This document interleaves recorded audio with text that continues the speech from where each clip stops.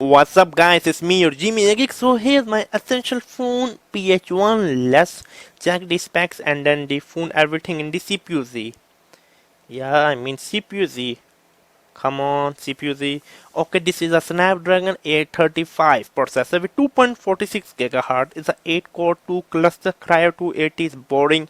The good thing is that Adreno 540, the GPU is inactive right now. I think I need to lower the brightness. I think now you can see. Yeah, I think it's okay now. The device, essential phone, is like a quad HD 504. I mean internal storage. Okay, the RAM, system, battery is level is 92%. Is quite good. I mean thermal.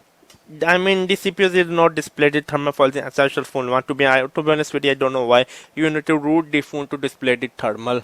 I mean sensor about. So yeah.